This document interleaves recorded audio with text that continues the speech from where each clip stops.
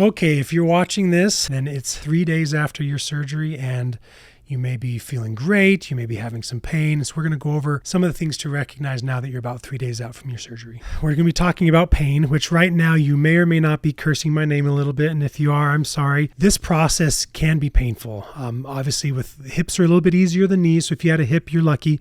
If you had a knee, I'm sorry, it's a little bit more painful. But understand that it's a marathon. The first little part is going to be a little bit tougher, but we'll get you through it. And we're going to talk about how to manage that during this video, okay? So understand that likely around now, your pain block has already worn off or it is wearing off. So basically what happens is we did 3 different blocks, 2 around your knee that the anesthesiologist helped us with, and 1 that I did on the inside. And the whole point of that was to block the nerves that are recognizing all of the different tissue that we had to manipulate, the bone cuts we had to make, the different things we had to do. That's going to be painful. Now with the knee, like I said, it's a little bit more painful than the hip, but the process is very similar. The body's going to recognize that pain. And so there's different processes now that your block is wearing off that we can do to help reduce that. So hopefully at this point, you've recognized that pain regimen that you can use that while the block has worn off or is wearing off, you don't get behind. That's the biggest issue we have is if a patient gets behind on pain meds because they either ran out or they thought they were doing better and they did a little bit too much. And now that the block's worn off, they're behind the pain. And it's a little bit of a doozy to catch back up to. So in general, we've talked about this beforehand, but there's going to be different scales of medications that you should be using. Think of it as 3 tiers of medications. The bottom tier is going to be your Tylenol, your anti-inflammatory, and your Journevax medication as your baseline pain. So basically, if your pain is a 0 to a 10, it doesn't matter. You should be taking those medications. For the Tylenol, it's 1,000 milligrams every 8 hours. If it's an anti-inflammatory, if you're using ibuprofen, it's 800 milligrams every 8 hours. If you're using 1 Celebrex every 12 hours. And the idea there is that those are baseline kind of pain reducers and anti-inflammatories. The Journevax is a non-opioid pain medication that we've been doing for a while now. And what it is it blocks your pain receptors in your peripheral nerve system. It doesn't affect your central nerve system, so it doesn't cause any addiction. It doesn't cause any loopy or grogginess to it. And it's nice as a baseline pain reducer. So if your pain's a 0 to 10, that's what you should be taking no matter what. Even if you feel amazing, you still should be taking those medicines. If your pain's about a 4 or more, you want to jump and start taking potentially your muscle relaxer if we provided that to you. Now, the patients we won't provide that for are patients that are a little bit older, that it may interact with any medication and cause a little bit of dizziness and stumbling and kind of a fall characteristics. It's called the Beers criteria, the Beers list, where a bunch of medications that were listed together that could increase your chance of falling if you're over the age of 65. But if we did provide you that medicine, it's either cyclobenzaprine or methocarbamol. That's going to help with your muscle-related spasms and pain, but that would be your first go-to pain medication. If you take that on top of your other base tier ones and you're still in pain, maybe you're a 4, 5, or 6, you're not satisfied with that, that's when you're going to take your narcotic medication, which we often prescribe is oxycodone.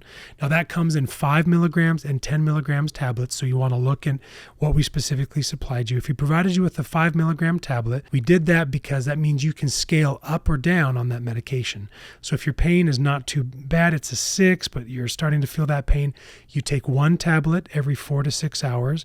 So take it, and after maybe an hour or 2, see where your pain is. If your pain drops, then that means that 5 milligram was adequate and you can adjust every 4 to 6 hours with that. Let's say you take it and an hour or 2 hours later, your pain is still going up and it's not controlled yet. You can take a second tablet, making a total of 10 milligrams, and you'll do that every 6 hours. So again, this is on your handout sheet that we gave you, but just to describe, that's a way to help manage that pain with those medications to help reduce that, especially as your block is wearing off. But those are just the pain medications. We're going to go over some other ways that we can reduce that as well. Okay, so we talked about pain medication. The other ways that we're going to help manage your pain is some of the restrictions and the recommendations we gave you immediately before and immediately afterwards.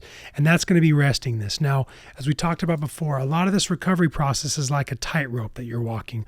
On one side, if you rest too much, you're going to get stiff and you're not going to break up the scar tissue to get the motion that you want in your hip or your knee. If you do that, your swelling is going to be in a good place and your pain is going to be lower. The opposite of that, if you do too much and don't rest enough, your motion is going to be great, but then you're going to swell, and over time your motion is actually going to get worse because you're swollen, you have more pain, and then we're fighting to catch up with that. So kind of that happy balance of resting and motion is what we're going to go over. So in resting, specifically for knees, we're going to be giving you the step count restrictions. Now, we gave this to you in the handout, but the step count restrictions is basically we don't want you walking more than about 750 steps per day for the first week.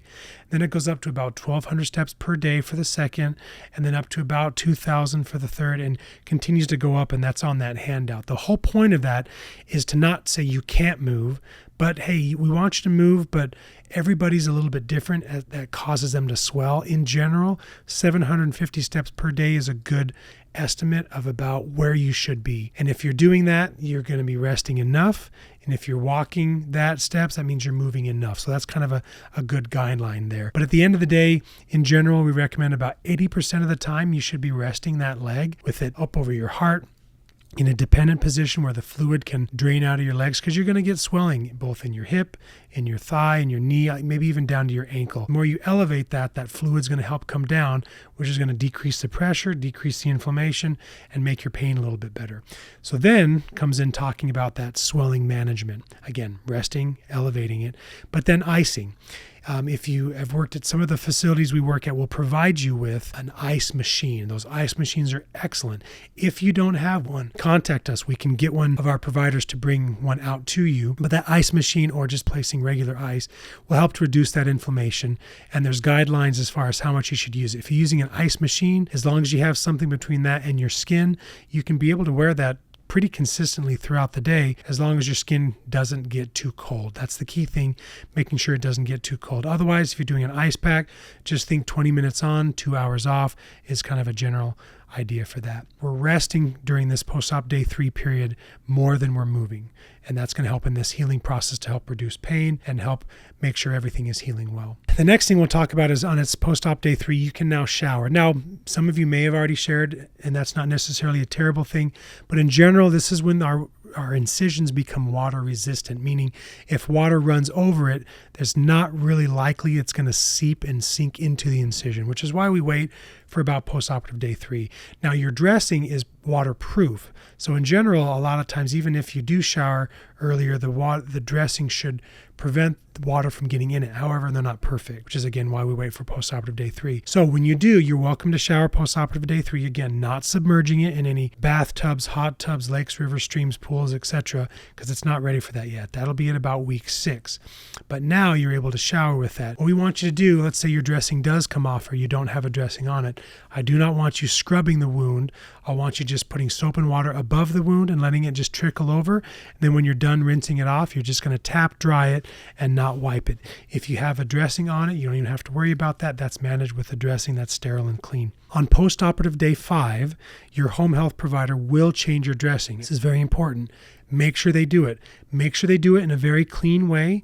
Make sure they've got gloves and they're looking at all the different sterile ways that they can make sure to minimize any chance that they can introduce bacteria to your wound. But they should be peeling off the dressing off the knee or hip, looking at the incision and making sure that there's no allergy reaction to the dressing, to the glue, or that there's no cellulitis or infection starting. If there is, they'll usually take a picture, they'll send it to us, and then we can start managing that and getting a hold of you right away if there's an issue. Okay, we've talked a little bit about how active and exercises and the therapy that you're supposed to be doing. But in general, we don't want you to do too much too soon. Some patients, if they feel really good after a hip especially, and a lot of times with knees as well, will feel so good that they'll want to go out and, oh no, it snowed, we need to go out and just shovel the driveway. You know what? It's not time for that. Remember, this small window in your marathon of this recovery is so very important to not do too much and not do too little. So that's where this balance is coming in. The therapist is going to guide you with the exercises you should be doing. But in general, it's going to be just simple range of motion. For the knees, it's somewhere between 0 to 90 degrees of range of motion. At the 2-week mark, we want you to be at least at 90. So make sure that's your goal. At post-op day 3, you should be doing almost where you can get to 90. If you're not, don't fret.